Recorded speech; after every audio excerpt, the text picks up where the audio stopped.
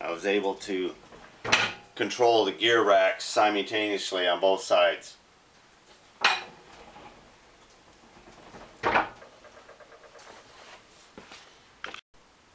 Now this shelf here is a catch-all of pushers and rings and flats and all of that. You need a ton of this stuff laying around to be handy for the hydraulic press all the time. You also need a lot of parallels and pieces, and I store those down here. Now this thing has a wooden floor in the middle of it that I put there to set all this stuff on, but when this press gets in its final location, I will be having a fold open pit underneath this so I can put a long shaft down into the ground, bring it up, and I can press something off the end of the shaft itself.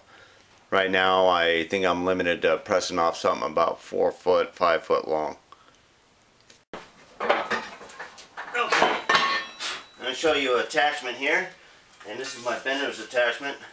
Now my bender can also go on this round post right here and swivel in this direction here, and after you see where I'm going to put it, you can picture it up there. I'm not going to bother lifting it up there. It was used more so when this hydraulic press was turned so that that line was 90 with the door and I can swing things right out the door on it. But I haven't come into that too much.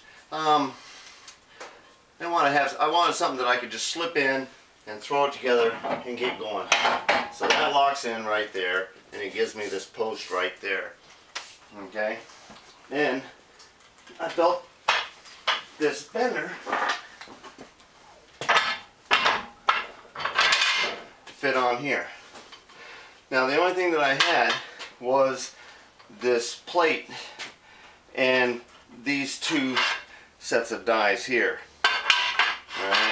Alright, I built a full set of the inside dies right here in the shop, right on with the rotary cable. I have every size. I have every size of dies, a 1/2 inch all the way up to 1.5 inches.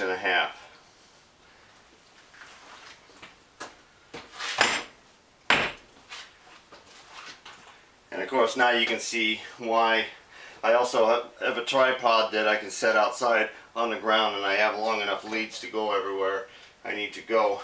But that's why I want to have a secondary quick adapter there, and I want to put the valve right on it because you need to have this close vision, and that's where I had the handle here, and it was very handy. But I was repainting the press, and I took it off to force myself to do the right thing. And the right thing is to get a valve mounted on here. Alright, so that's so much for the bender that I built.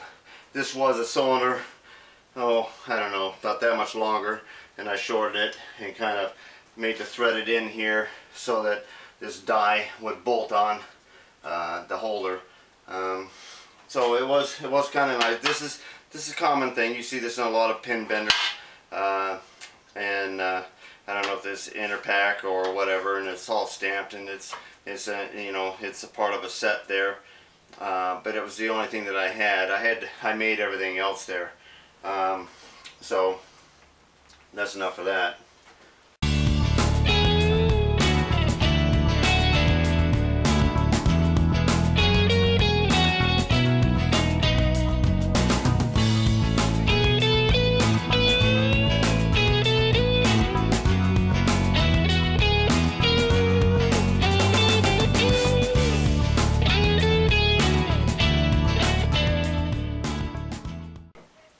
Now I also have a press brake, and this is very similar. I think Jody on weldingtipsandtrick.com showed a kit where you welded one of these together. I was cheaper than that. I got one that was already put together. But I'm real happy with it. I have used and abused this along the way, and it gives you a lot of ideas. Also too, for you guys that are starting out and you're always thinking of a project that you can do to further your experience, but it's also fun to make things and say, hey, I made that.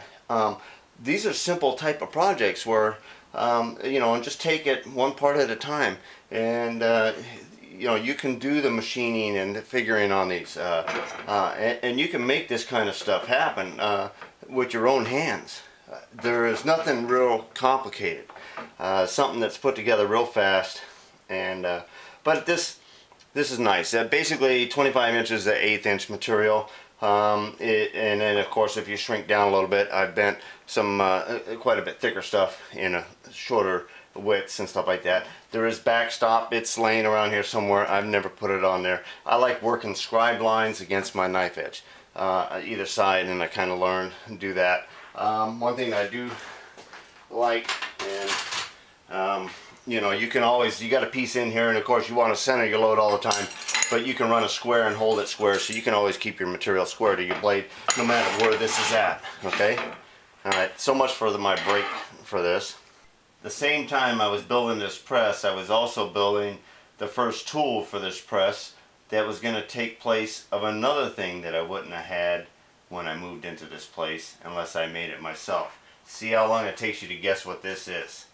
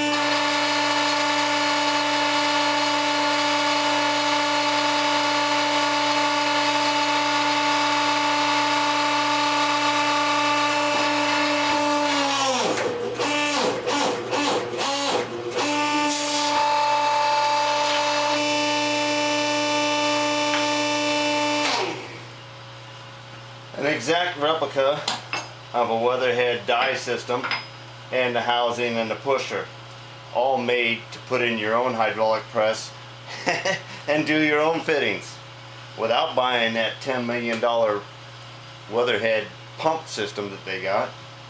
Although I did build a $10 million press one way or the other. There's a few of the details of the press I built, and I believe really if you want a hydraulic press, a nice hydraulic press without spending 10 million, you can build one yourself for about 5 million. Little increments.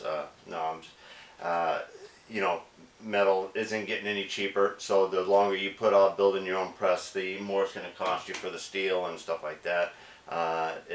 You know, you can COMSHA a lot of things. I collected a lot of things as I was going. I started collecting tools, and then tooling, and then machines, and then started building my own things. Pay attention to what you like running and what you don't like running. Make some good choices. Don't buy something just because you got the hard on for it.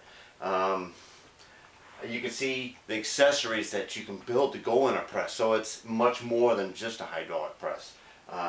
You know, so just thinking, some people just think bearings, pressing on and off.